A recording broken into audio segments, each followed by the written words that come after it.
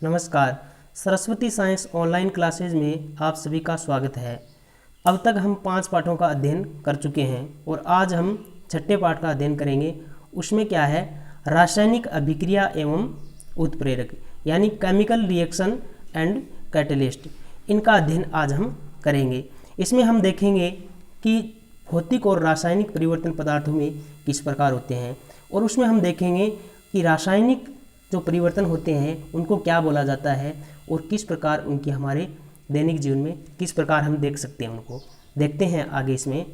तो सबसे पहले हम देखते हैं इसमें कि भौतिक और रासायनिक परिवर्तन क्या होता है। यानी रासायनिक अभिक्रियाएं पढ़ने से पहले हमें ये जानना जरूरी है कि भौतिक और रासायनिक परिवर्तन क्या होते हैं, यानी पदार्थों में परिवर्तन कितने प्रकार से होते हैं। तो पदार्थों में हम देखते हैं कि पदार्थों में परिवर्तन मुख्य रूप से कितने प्रकार के होते हैं, 2 प्रकार के। 2 प्रकार कौन कौन से हैं? एक तो होता है भौतिक परिवर्तन और दूसरा कौन सा होता है, रासायनिक परिवर्तन। अब भौतिक परिवर्तन है वो कौन सा होता है? तो भौतिक परिवर्तन में हम सीधा से देख सकते हैं कि जब पदार्थ की भौतिक अवस्था और गुण बदलते हैं तो वो क्या कहलाता है, वो कहलाता है भौतिक परिवर्तन। यानी भौतिक परिवर्तन में क्या होता है, सिर्फ पदार्थ की भौतिक अवस्था और गुण ही बदलते हैं, उसके जो आंतरिक संगठन है, रासायनिक संगठन है, वो नहीं बदलता है। अब जो हम देखते हैं इसमें उदाहरण जैसे देख सकते हैं, जैसे जल है, आपका जल है वो 3 अवस्था में होता है। यानी जल है वो क्या है, ठोस में भी रह सकता है और द्रव में भी रह सकता है और गैसीय रूप में भी रह सकता है। तो जैसे बर्फ है, तो बर्फ को क्या किया, गर्म किया तो क्या बन गया, जल बन गया। तो इससे क्या हुआ, बर्फ की जो जल की भौतिक अवस्था है वो चेंज हो गई किसमें, जल में। और वापिस यदि हम जल को यदि ठंडा करते हैं तो क्या बन जाता है, वो बर्फ बन जाता है। तो ये तो आपका क्या था, भौतिक परिवर्तन। अब दूसरा देखते हैं रासायनिक परिवर्तन क्या होता है।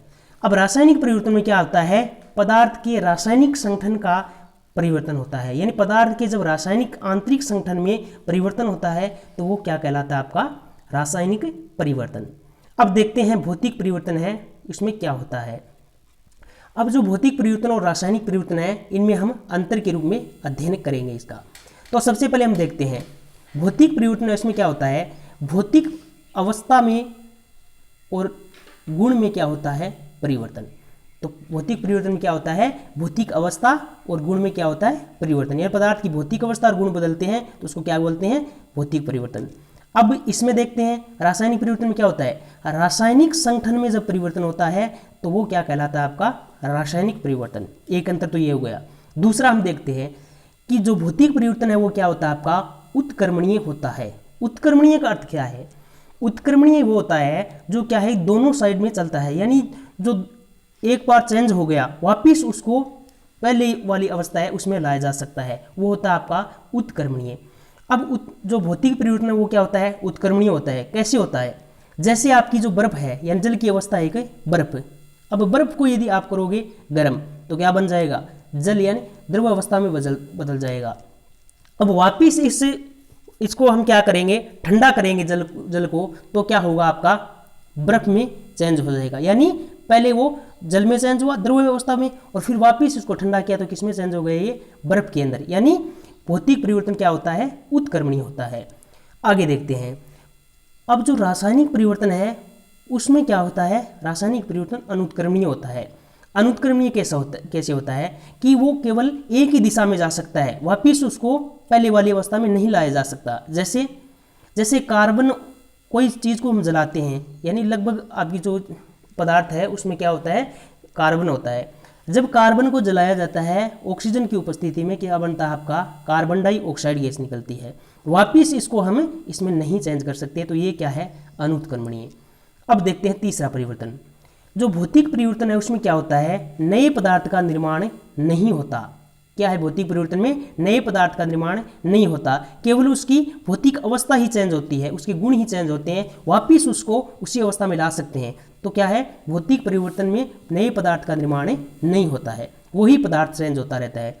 और जो रासायनिक परिवर्तन है उसमें क्या होता है, नया पदार्थ बनता है, यानी कुछ नए पदार्थ के रूप में प्राप्त होता है। जैसे हम देखते हैं कि दूध और दही, दूध से क्या बनना, दही का बनना। दूध है वो पहले दूसरा पदार्थ था और वापस किस में चेंज हुआ, वो दही में चेंज हो गया। तो दही क्या है, एक नया पदार्थ है। उसी प्रकार जैसे लोहे में जंग लगना है, तो लोहे में जंग लगने का उदाहरण क्या आपका, रासायनिक परिवर्तन का है। तो इसमें नया पदार्थ क्या प्राप्त हुआ, आपकी जो जंग है वो क्या है, एक नया पदार्थ है। अब देखते हैं आगे, इसमें है जो भौतिक परिवर्तन है वो क्या होता है आपका, अस्थायी होता है, यानी उसकी जो अवस्था क्या है, अस्थायी रूप में होता है भौतिक परिवर्तन, उसको वापस क्या है उसी अवस्था में ला सकते हैं, इसलिए क्या होता है ये अस्थायी। और जो रासायनिक परिवर्तन है वो क्या होता है आपका स्थायी, एक बार चेंज हो गया तो वापस उसको पहले वाली फॉर्म में नहीं लाया जा सकता, यह है आपका रासायनिक परिवर्तन। अब इसके उदाहरण देखते हैं। तो भौतिक परिवर्तन हम देख सकते हैं, यदि कागज को क्या करते हैं, मोड़ते हैं, कागज को क्या करते हैं, मोड़ते हैं, तो उसकी अवस्था तो चेंज हो गई, लेकिन क्या है कि ये जो है इसमें नया पदार्थ नहीं बना है।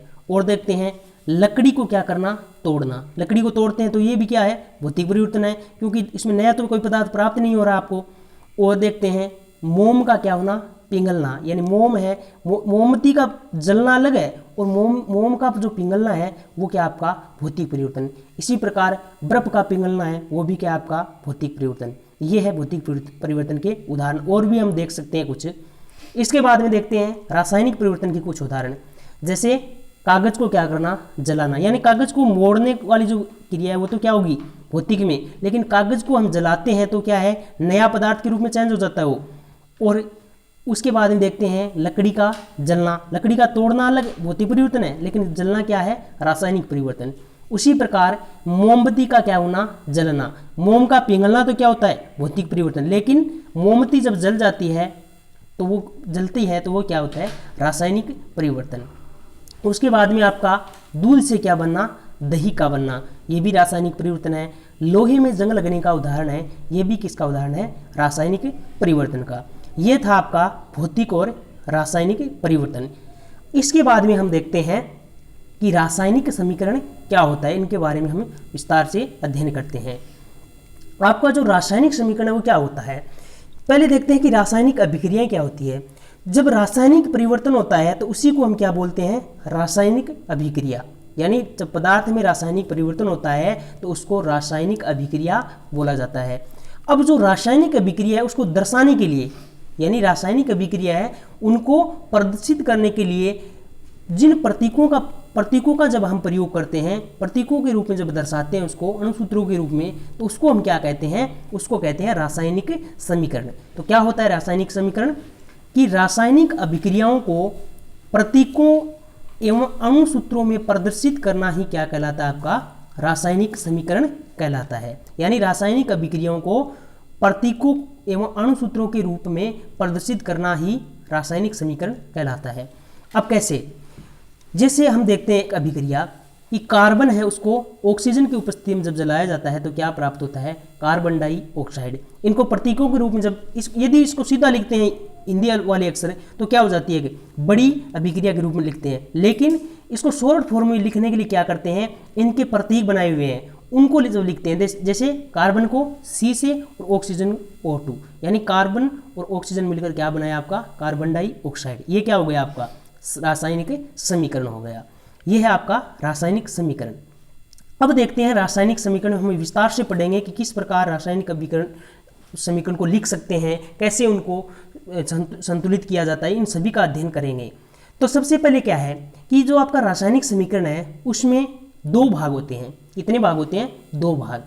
दो भाग कौन कौन से, पहला भाग तो वो होता है जो क्या है अभिक्रिया करता है, यानी जो क्रिया करता है वो क्या है आपका पहला भाग है, उसको क्या बोलते हैं हम अभिकारक या क्रियाकारक। यानी जो क्रिया करता है वो अभिकारक या क्रियाकारक कहलाता है, यानी क्रिया करने वाले को क्या कहते हैं अभिकारक या क्रियाकारक। जो कि क्या है आपकी जो तीर का निशान लगा होता है समीकरण के अंदर, उनकी बाईं ओर जो भी भाग होता है वो सभी क्या कहलाता है आपका अभिकारक। अब उत्पाद, दूसरा भाग कौन सा होता है, उत्पाद या क्रियाफल का, यानी अभिक्रिया करने के पश्चात जो उत्पाद बनता है वही क्या कहलाता है, वही है क्रियाफल या उत्पाद। यानी अभिक्रिया जब करते हैं पदार्थ उसके बाद में जो पदार्थ बनता है वो क्या कहलाता है आपका उत्पाद कहलाता है, या उनको क्या कह सकते हैं क्रियाफल, जो कि कहाँ लिखा होता है आपका तीर के निशान के दाईं ओर लिखा होता है। इन दो भाग हो गए समीकरण के, कौन से, एक तो आपका अभिकारक वाला और दूसरा उत्पाद वाला। अब देखते हैं इसके अलग अलग चरणों में हम देखते हैं पूरा रासायनिक समीकरण को विस्तार से। तो पहले देखते हैं कि किस प्रकार इसको लिखा जाता है। तो अभिकारक है आपके जो क्रिया करते हैं उनको लिख कर, यानी अभिकारक को पहले लिख दिया जाता है, फिर क्या किसका निशान लगाते हैं हम, तीर का निशान लगाते हैं, जिस प्रकार ये लिख इस समीकरण में आपको दर्शा रखा है। और फिर उसके बाद में तीर के निशान के बाद में क्या लिखते हैं, हम उत्पाद लिखते हैं, जिस प्रकार इस समीकरण में लिखा रखा है कि ये जो है पहले वाला कार्बन और ऑक्सीजन है, ये मिलकर क्या बना रहे हैं, ये आपका कार्बन डाइऑक्साइड बना रहे हैं। तो कार्बन और ऑक्सीजन क्या हो गया, आपका अभिकारक हो गया, और फिर तीर का निशान लगा दिया, और फिर आपने क्या लिखा है, उत्पाद, जो कौन सा है, CO2 यानी कार्बन डाइऑक्साइड। अब देखते हैं आगे, जो आपके यदि अभिकारक और उत्पाद, यानी अभिकारक और उत्पाद है वो यदि एक से ज़्यादा हो, एक हो तब तो हम सीधा लिख देते हैं, लेकिन एक से ज़्यादा हो तब क्या है, उनके बीच में क्या लगाया जाता है, आपका प्लस का निशान लगाया जाता है उनको जोड़ने के लिए। जैसे इस समीकरण में दिखा रखा है, जैसे कार्बन और ऑक्सीजन 2 है यहाँ पर अभिकारक, तो कार्बन और ऑक्सीजन के बीच में किसका निशान लगा दिया हमने, प्लस का निशान लगा दिया। इसी प्रकार यदि उत्पाद यदि 2 से ज़्यादा हो तो उनके बीच में भी किसका निशान लगाते हैं, प्लस का। अब देखते हैं आगे का स्टेप। इसके बाद में हम देखते हैं कि रासायनिक जो समीकरण होता है, रासायनिक अभिक्रिया होती है, उसमें न तो द्रव्यमान का क्या होता है, निर्माण होता है, और न ही द्रव्यमान को क्या है, नष्ट किया जा सकता है। आपके जो अभिकारक और उत्पाद है उनमें परमाणुओं की जो संख्या वो क्या है, समान होती है, और ये क्या कहलाता है, आपका द्रव्यमान संरक्षण का नियम। क्या होता है इसमें कि एक द्रव्यमान संरक्षण का नियम दिया हुआ है, वो क्या है द्रव्यमान संरक्षण का नियम, कि रासायनिक अभिक्रिया में न तो द्रव्यमान का निर्माण होता है और न ही नष्ट होता है, इसीलिए इसको क्या बोलते हैं हम, द्रव्यमान संरक्षण का नियम। यानी रासायनिक अभिक्रिया में न तो द्रव्यमान का निर्माण होता है और न ही नष्ट होता है, यानी उसको न तो अभिक्रिया में क्या होता है कि सिर्फ क्या होता है, उसकी चेंज कर सकते हैं, उसमें उसके जो द्रव्यमान है उसमें हम परिवर्तन नहीं कर सकते, और उसकी जो परमाणु की संख्या है उनका चेंज नहीं कर सकते हैं। तो ये क्या है आपका द्रव्यमान संरक्षण का नियम, यानी न तो अभिक्रिया में द्रव्यमान का निर्माण होता है और न ही नष्ट होता है, कुल द्रव्यमान क्या रहता है, आपका संरक्षित रहता है, न तो नष्ट होता है और न ही निर्माण होता है उसमें ज़्यादा। ये है आपका द्रव्यमान संरक्षण का नियम। यानी इसमें देखते हैं क्या मतलब है इसका, यानी यदि आपके जो अभिकारक और उत्पाद है उनकी यदि संख्या में क्या हो, यदि उनकी संख्या कम या ज़्यादा हो तो उसको हम क्या करते हैं, उसको हम कहते हैं समीकरण संतुलित करना, उसको संतुलित करना पड़ता है आपको। कैसे, यानी असमान होने पर अणुओं की संख्या को क्या करते हैं, घटा या बढ़ाकर क्या समीकरण को संतुलित किया जाता है। और किस विधि द्वारा करते हैं हम, अनुमान विधि या हिट एंड ट्रायल विधि द्वारा किया जाता है। हिट एंड ट्रायल विधि क्या है, यानी जब अभिकारक और उत्पादों की संख्या है उसमें क्या हो, असंतुलित हो, तो उनको संतुलित करने के लिए हम जिस विधि का उपयोग करते हैं उसको हिट एंड ट्रायल विधि या अनुमान विधि कहते हैं। क्यों कहते हैं अनुमान विधि, अनुमान विधि इसलिए कहा जाता है क्योंकि इसमें क्या है कि कोई विशेष नियम नहीं होता है, इसमें क्या है आप अनुमान लगाकर ही क्या करते हो, समीकरण को संतुलित करते हो कि अभिकारक में कितने हैं और उत्पाद में कितने अणु हैं, दोनों क्या करते हो पे बराबर करते हो, जो कि हम अब देखते हैं कि किस प्रकार हम बराबर करते हैं। तो देखते हैं इसमें जो समीकरण संतुलित यदि हम करते हैं तो सर्वप्रथम क्या करते हैं, उस जो समीकरण है उसमें ऑक्सीजन और हाइड्रोजन को छोड़कर, इसमें देखते हैं ऑक्सीजन और हाइड्रोजन को छोड़कर दूसरे परमाणु हैं उनको क्या करेंगे, पहले संतुलित करेंगे। देखते हैं कैसे। इसमें ये आपका अभिक्रिया दे रखी है C3H8 प्लस O2 और इसमें क्या बना रखा है CO2 प्लस H2O।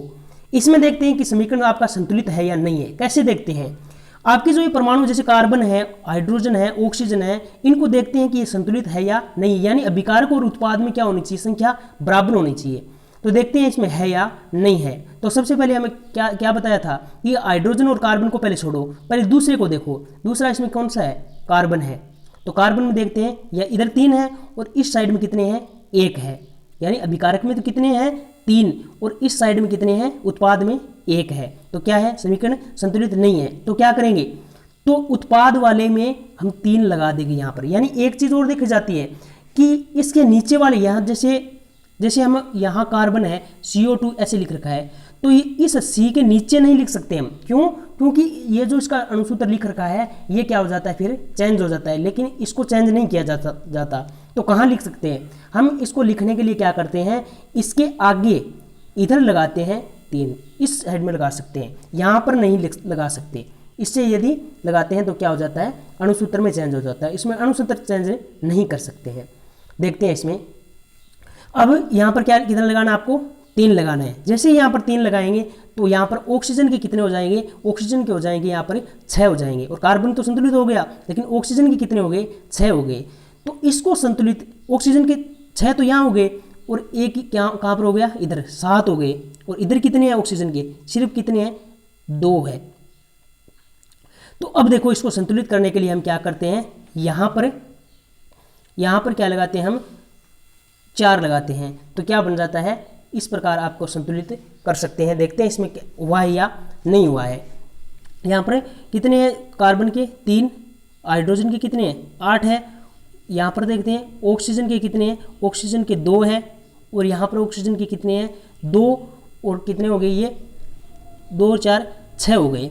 तो इसको संतुलित करने के लिए ये जो आपका यहाँ पर ऑक्सीजन है, यहाँ पर क्या लगा देंगे हम, 3 लगा देंगे। कितने लगाएंगे, 3 लगाएंगे। तो 3 लगाते हैं, सॉरी यहाँ पर हम कितना लगाएंगे, यहाँ पर कितना है, 6, और 6 और 4 कितने हो जाते हैं, ये 10 हो जाएंगे। तो यहाँ पर कितना लगाएंगे, 5 लगाएंगे। कितना लगाएंगे यहाँ पर, 5 लगाते ही कितने हो गए, ऑक्सीजन के 10 हो गए। तो इस प्रकार हम क्या करेंगे, समीकरण को संतुलित, यानी कार्बन के संतुलित है, यहाँ पर भी कार्बन के संतुलित है, और यहाँ हाइड्रोजन है उसके भी संतुलित है, और यहाँ पर हाइड्रोजन है उनके भी क्या है, संतुलित, यानी कितने 8, और यहाँ पर कितने हो गए 8, और ऑक्सीजन के यहाँ पर दोनों के बराबर। इस प्रकार हम क्या करते हैं, समीकरण को संतुलित करते हैं। अब हमने समीकरण को संतुलित कर लिया। अब यदि बार बार आप करोगे ना संतुलित, तो आपको समझ में आ जाएगा। एक बार करने से नहीं होगा, ये आपको बार बार समीकरण लिखने होंगे, और उनके बार बार आप क्या करोगे, संतुलित करने की कोशिश करोगे। यदि नहीं समझ में आए तो कमेंट करके आप पूछ सकते हो। अब देखते हैं आगे। इसके बाद में हम देखते हैं कि आपने समीकरण को संतुलित कर लिया, उसके बाद में समीकरण में क्या करते हैं, आपकी जो अभिकारक और उत्पाद है उनकी भौतिक अवस्था भी दर्शाई जाती है इसमें। तो भौतिक अवस्था को दर्शाने के लिए, भौतिक अवस्था कितनी है मुख्य रूप से, 3 प्रकार की, ठोस, द्रव और गैस, यानी पदार्थ 3 रूप में होता है मुख्य रूप से। तो यदि द्रव अवस्था है इस समीकरण में, तो क्या करेंगे, उसके लिए हम लगाएंगे L लगा होता है आपके नीचे, तो वो क्या होगा, द्रव अवस्था में। यदि ठोस अवस्था है तो उसके नीचे क्या लगा होता है, साइड में नीचे लगा होता है S यानी सॉलिड, L यानी लिक्विड यानी द्रव है, ठोस यानी सॉलिड। अब गैस है तो गैस के लिए हम क्या लगाते हैं, G लगाते हैं। और कुछ में क्या होता है कि विलयन रूप में लिया होता है तो उसमें क्या लगाते हैं, AQ, एक्वाइस के रूप में लिया जाता है। इस प्रकार हम भौतिक अवस्था दर्शाते हैं। अब देखते हैं नीचे। इसके बाद में हम देखते हैं कि यदि कुछ अभिक्रिया में क्या है कि ताप दाब की आवश्यकता होती है, अभिकर्म या उत्प्रेरक की आवश्यकता होती है, उसमें उनको क्या करते हैं, उनको यदि ताप है, ताप दाब ये सभी दर्शाने के लिए हम तीर के निशान के ऊपर लिखते हैं। जैसे इस समीकरण में लिखा रखा है, इस समीकरण में क्या है, यहाँ पर लगा रखा है 773 केल्विन ताप पर, और इस दाब पर क्या है, इसको ये समीकरण पूरा हुआ है। तो इसमें अभिक्रिया हुई है, तो इसमें ताप और दाब ऊपर लगाते हैं तीर के निशान के। यदि उत्प्रेरक ले रखा है, जैसे इस अभिक्रिया में ले रखा है एथेन से एथेन बना रहा है, तो इसमें निकल उत्प्रेरक काम में ले रहा है, तो ये क्या है, तीर के निशान के ऊपर दर्शाया जाता है। कुछ अभिक्रिया में क्या होता है, यदि सीधा ताप ले रखा है तो उसमें त्रिभुज का निशान सा लगा होता है, ये किसका निशान है, आपका ताप का। अब देखते हैं आगे। यदि कोई प्रकाश की उपस्थिति में है तो तीर के निशान के ऊपर क्या है, प्रकाश लगा दिया जाता है, HV के रूप में दर्शाया जाता है, उस किरणों के रूप में। अब देखते हैं आगे इसमें। अब क्या है कि कुछ अभिक्रिया क्या होती है, उत्क्रमणीय, और कुछ क्या होती है, अनुत्क्रमणीय। यदि उत्क्रमणीय है तो इसका अर्थ क्या है, दोनों दिशा में चल रही है, तो इसके लिए क्या है, हमें ये निशान लगाते हैं दोनों साइड वाला। और यदि अनुत्क्रमणीय है तो उसके लिए एक साइड में तीर निशान लगाते हैं। उसके बाद में हम देखते हैं, इसमें उदाहरण देखते हैं उत्क्रमणीय का। ये आपकी अभिक्रिया क्या है, उत्क्रमणीय अभिक्रिया, दोनों दिशा में चल रही है, N2 + H2। इनको क्या करते हैं, नाइट्रोजन और हाइड्रोजन है, ये क्या है, उससे अमोनिया बना रहा है, तो इससे क्या है, ये अमोनिया बन रही है, तो इसको वापस इस रूप बदलते हैं, तो यानी दोनों दिशा में चलती है ये अभिक्रिया, इसीलिए इसको क्या बोला जाता है, उत्क्रमणीय, और इस प्रकार का निशान लगाते हैं। यदि अनुत्क्रमणीय है तो इसके लिए क्या है, एक साइड में तीर का निशान लगाया जाता है। अब देखते हैं आगे। कुछ अभिक्रिया क्या होती है, ऊष्माक्षेपी, और कुछ क्या होती है, ऊष्मा शोषी। यानी ऊष्मा का जब उत्सर्जन होता है, ऊष्मा बनती है, उसको हम क्या कहते हैं, ऊष्माक्षेपी। और जब ऊष्मा का क्या होता है, ऊष्मा ग्रहण की जाती है, तो वो क्या होती है, ऊष्मा शोषी। अब इनको दर्शाने के लिए क्या करते हैं, इस साइड में लगाया होता है। प्लस का जो ऊष्माक्षेपी है तो उसके लिए क्या लगाते हैं, प्लस का निशान, और ऊष्मा जो शोषी है उसके लिए क्या लगाते हैं, माइनस का। माइनस का अर्थ क्या है, इसमें ऊष्मा ग्रहण की गई है और इसमें ऊष्मा त्यागी गई है, यानी बनी है उसके अंदर ऊष्मा। तो ये अभिक्रिया है, इसमें देखो ऊपर वाली अभिक्रिया है, इसमें प्लस का निशान लगा के आपको 10.5 किलो कैलोरी जो प्रति मोल है वो आपके इसमें ऊष्मा बन रही है। तो ये क्या है, इस प्रकार दर्शाते हैं। और ये जो नीचे वाला है इसमें 21.6 किलो कैलोरी है प्रति मोल, इसमें ऊष्मा ली जा रही है, ग्रहण की जा रही है, इसीलिए इसको ऊष्मा शोषी बोला, इस प्रकार दर्शाते हैं। अब इस प्रकार हमने क्या देखा कि किस प्रकार हम समीकरण को लिख सकते हैं और लिखने के बाद में हम किस प्रकार उसको संतुलित करते हैं। उम्मीद है आपको समझ में आया होगा। तो इसके बाद में हम देखते हैं क्या विशेषता है इनकी, क्यों करते हैं इस प्रकार, क्यों लिखा जाता है और लिखते हैं तो हमें क्या समझ में आता है, इसमें क्यों लिखते हैं हम। इससे क्या होता है, आपको क्रियाकारक यानी अभिकारक उत्पाद के बारे में आपको जानकारी प्राप्त हो जाती है। और क्या होता है, इससे अणुओं की संख्या, द्रव्यमान, इन सभी के बारे में आपको क्या है पता चलता है। और क्या होता है, इनसे आपको इससे जो परमाणु या अणु जो ले रखे हैं, इनकी जो अणुसूत्र है ले रखे हैं, इनमें जो आपका भौतिक अवस्था, इनकी ताप, दाब और उत्प्रेरक के बारे में क्या आपको पता चलता है। यानी ताप कितना है इसमें, दाब कितना ले रखा है, कौन सा उत्प्रेरक ले रखा है, भौतिक अवस्था कौन सी है इनकी, इन सभी के बारे में हमें इस समीकरणों के माध्यम से पता चलता है। और क्या होता है, ऊष्माक्षेपी और ऊष्माशोषी के बारे में पता चलता है, और उत्क्रमणीयता और अनुत्क्रमणीयता के बारे में भी आपको जानकारी प्राप्त होती है। ये है इनकी विशेषताएं, यह समीकरण क्यों लिखते हैं हम। ये पाठ है, आपको विस्तार से अध्ययन करना है, इसमें कोई जटिल नहीं है, समझने की आवश्यकता है आपको। अब क्या है कि ये समीकरण हमने लिख तो देते हैं, लेकिन इसकी सीमाएं क्या है, क्या कमियां रह जाती है इसके अंदर, क्या पता नहीं चलता है आपको। इससे हमें अभिक्रिया पूर्णता की जानकारी नहीं प्राप्त होती, यानी कब अभिक्रिया पूर्ण हुई है ये हमें नई जानकारी प्राप्त होती है, और न ही इनकी सांद्रता के बारे में कुछ हमें जानकारी प्राप्त होती है। इस प्रकार हमने देखा है। अब हम देखते हैं आगे कि जो रासायनिक अभिक्रियाएं हैं वो कितने प्रकार की होती है और किस प्रकार लिखते हैं इनको, और कौन कौन से प्रकार की होती है, क्या होती है रासायनिक अभिक्रिया। तो हमने पहले देखा कि जो रासायनिक परिवर्तन को ही हम क्या बोलते हैं, रासायनिक अभिक्रिया, यानी पदार्थ में होने वाले रासायनिक परिवर्तन को हम क्या कहते हैं, रासायनिक अभिक्रिया कहते हैं।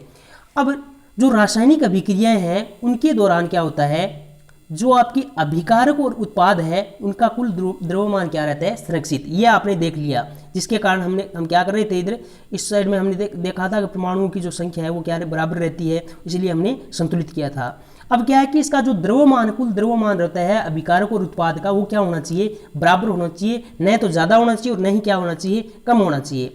अब देखते हैं इसमें, यानी बराबर होता है उसमें, कैसे होता है देखते हैं एक उदाहरण लेके। जिस प्रकार इसमें पहली अभिक्रिया दे रखी है Mg+O2, यानी मैग्नीशियम और ऑक्सीजन की अभिक्रिया से MgO प्राप्त हो रहा है, मैग्नीशियम ऑक्साइड प्राप्त हो रहा है।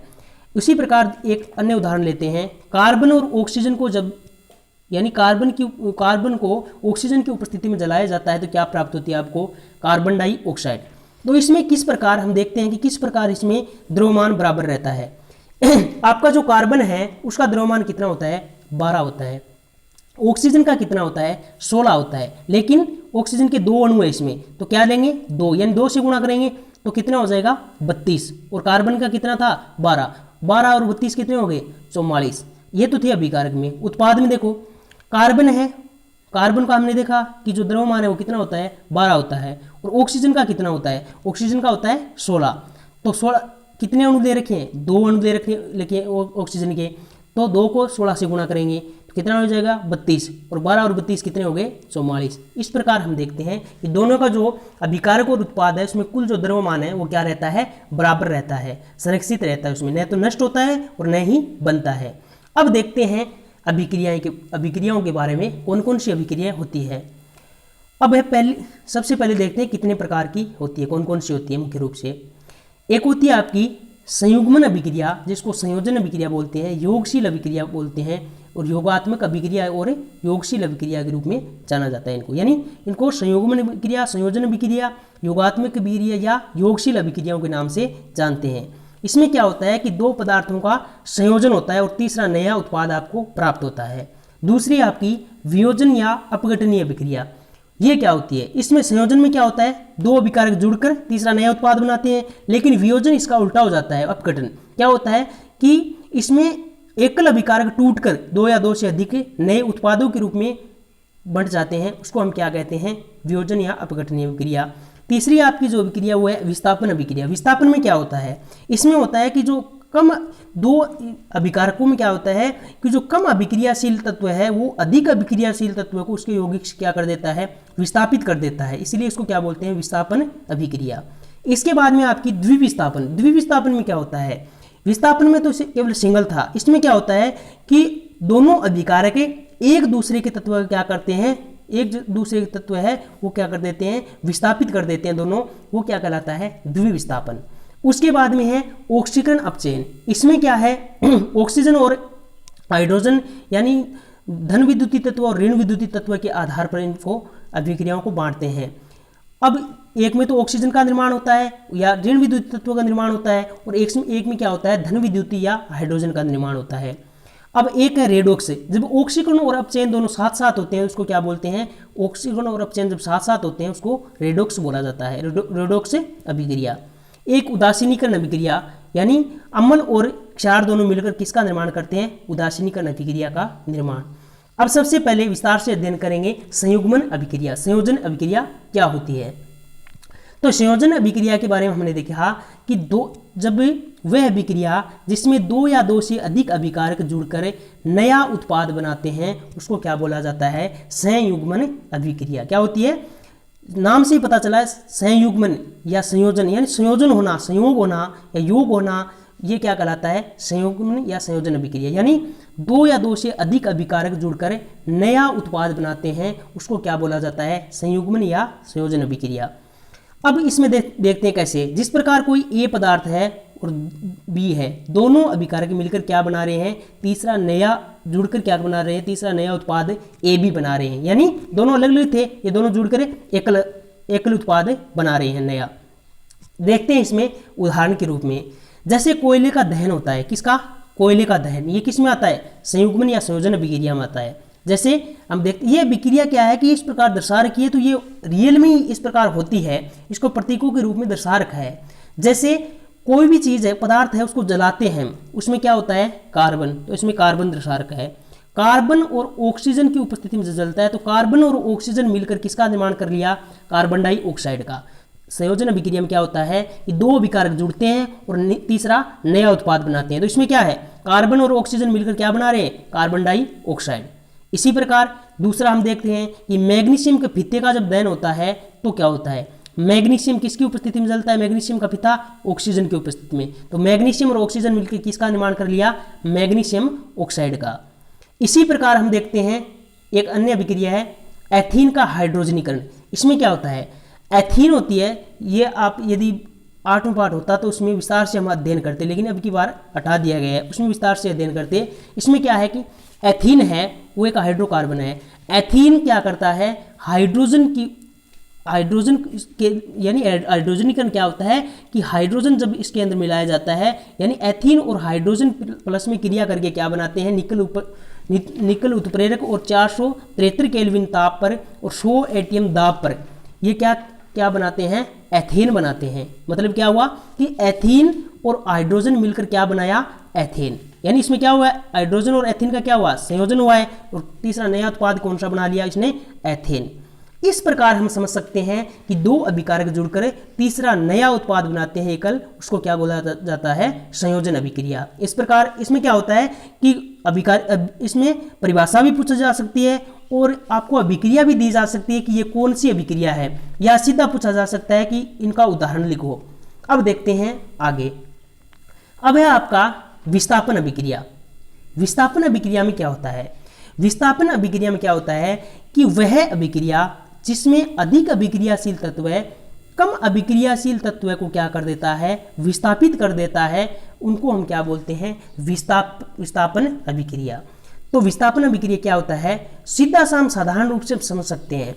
यानी दो क्या है, दो व्यक्ति है, उनमें से एक अधिक शक्तिशाली है और दूसरा क्या है, कम शक्तिशाली है। तो क्या होगा, दोनों में यदि टक्कर होगा तो जो कम अभिक्रिया, जो आपका ताकतवर है वो क्या होगा, अधिक वाले से दब जाएगा, और दबेगा तो वो क्या करेगा, अधिक शक्तिशाली है वो कम वाले को हटा देगा और आप उसके स्थान पर बैठ जाएगा। तो वो क्या होती है, विस्थापन अभिक्रिया उसी प्रकार की होती है। कैसे, जैसे इसमें क्या होता है कि इसमें अधिक अभिक्रियाशील तत्व है, जैसे इसमें सी है, मानो सी कोई अधिक अभिक्रियाशील तत्व है और ये कोई यौगिक है ए बी, इसको क्या कर देता है, सी में से आप बी है उसको हटा देता है, क्योंकि बी है वो सी से क्या है, कम अभिक्रियाशील है, इसीलिए वो सी तो इसके साथ बैठ जाएगा और क्या बन जाएगा, एसी, और बी को क्या कर देगा, हटा देगा। इसी प्रकार विस्थापन अभिक्रिया को समझ सकते हैं कि यानी वह अभिक्रिया जिसमें कम अभिक्रियाशील तत्व को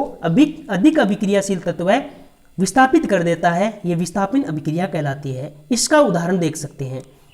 उदाहरण के रूप में जैसे देखते हैं, इसमें कॉपर सल्फेट है, कॉपर सल्फेट में जिंक की मिलाया जाता है, तो क्या होता है, कॉपर सल्फेट के विलयन में से आपका जो जिंक है वो क्या करेगा, इसमें से कॉपर को हटा देगा और जिंक इसके साथ मिलकर क्या बना देगा, जिंक सल्फेट। ये एक अभिक्रिया होती है। इसमें क्या होता है कि इसको रियल में हम देखते हैं तो क्या होगा, यदि कॉपर सल्फेट का कोई विलयन है और वो किस रंग का होता है, कॉपर सल्फेट का विलयन वो होता है आपका नीले रंग का। किस रंग का होता है कॉपर सल्फेट का विलयन, नीले रंग का होता है।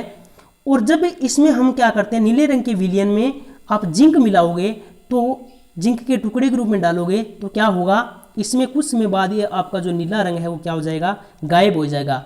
और क्यों हो जाता है गायब, ये गायब इसलिए होता है कि जो कॉपर है वो किसको निक्षेपित कर देता है, आपको, आपकी जो कॉपर है उसको आपका जिंक है वो क्या कर देता है, निक्षेपित कर देता है, इसीलिए क्या बन जाता है इसमें जिंक सल्फेट। इसका अलग से छोटा सा क्वेश्चन पूछा जा सकता है, कई बार पूछा जाता है कि जो आपका कॉपर सल्फेट के विलयन में जब जिंक का टुकड़ा मिलाते हैं तो क्या अभिक्रिया होती है, तो क्या होता है कि इसका नीला रंग क्या हो जाता है, गायब हो जाता है। क्यों होता है, क्योंकि कॉपर क्या हो जाता है, निक्षेपित हो जाता है और क्या बनता है आपका, इसमें जिंक सल्फेट बनता है।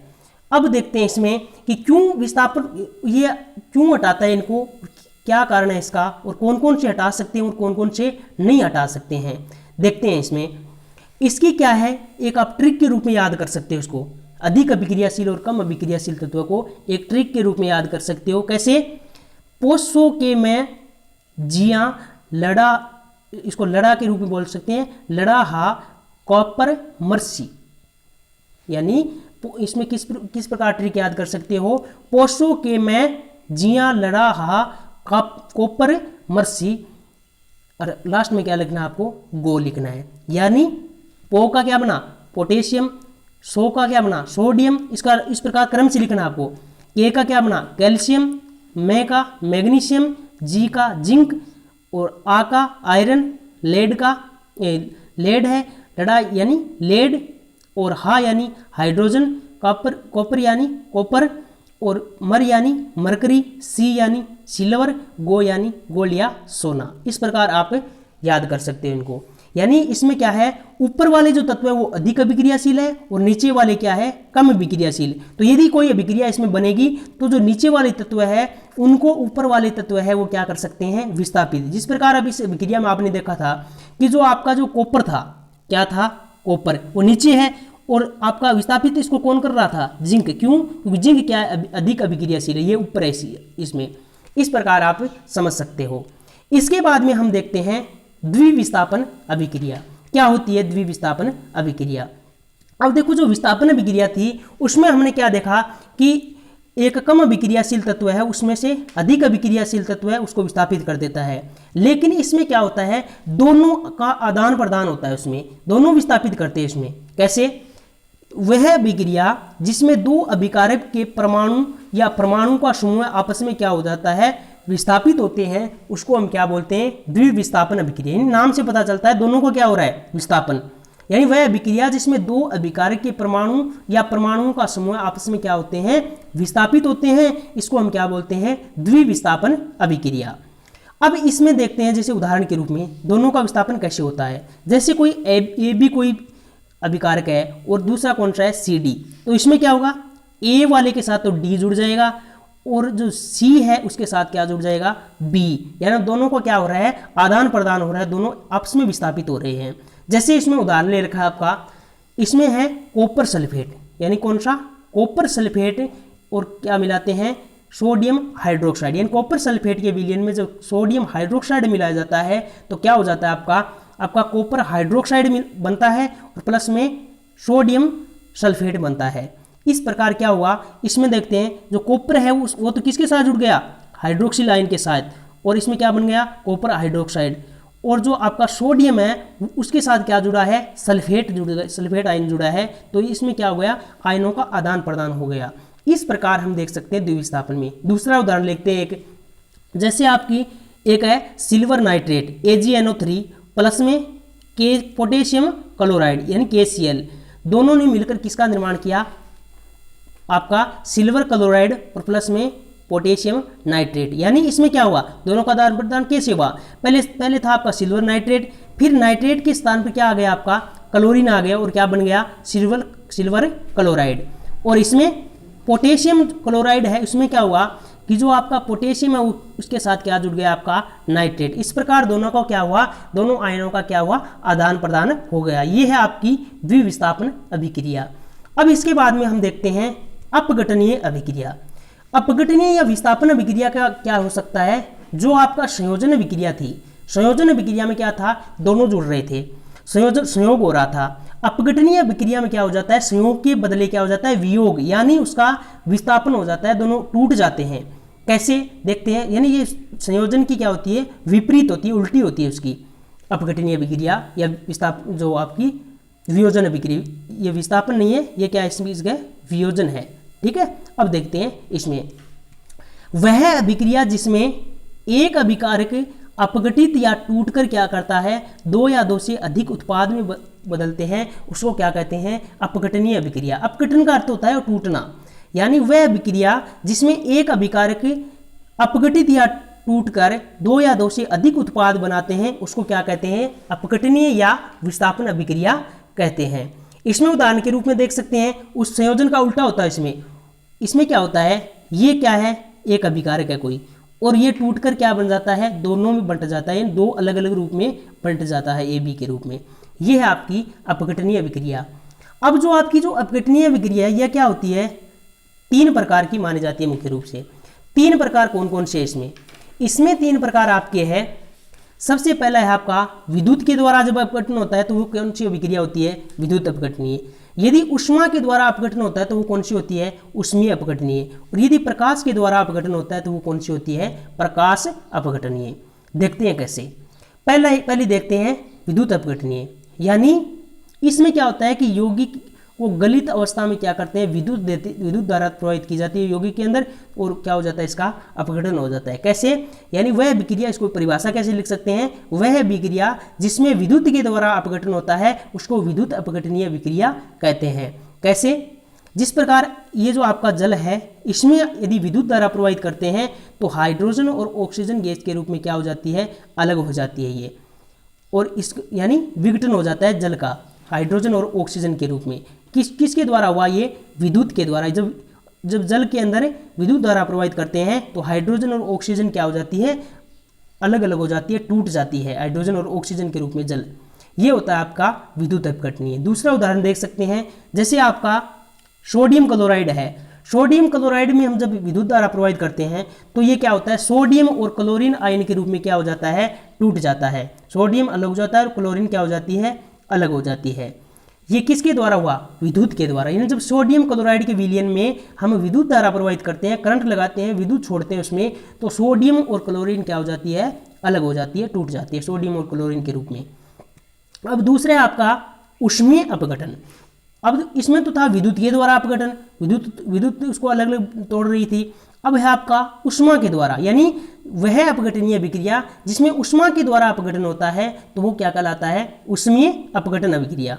जैसे आपका कैल्शियम कार्बोनेट है, क्या है, कैल्शियम कार्बोनेट, उसको ये जी 373 केल्विन ताप पर ऊष्मा दी जाती है, यानी गर्म, ये जो त्रिभुज का निशान लगा रखा है ये किसका है, किसी चीज़ को गर्म करते हैं तो गर्म करते हैं तो क्या देते हैं हम, ऊष्मा देते हैं। तो क्या है कि कैल्शियम कार्बोनेट में जब ऊष्मा प्रवाहित की जाती है 473 केल्विन ताप पर, तो क्या होता है, कैल्शियम ऑक्साइड बनता है और प्लस में क्या बनता है आपका कार्बोनेट है, ये बनता है कार्बन डाइऑक्साइड CO2।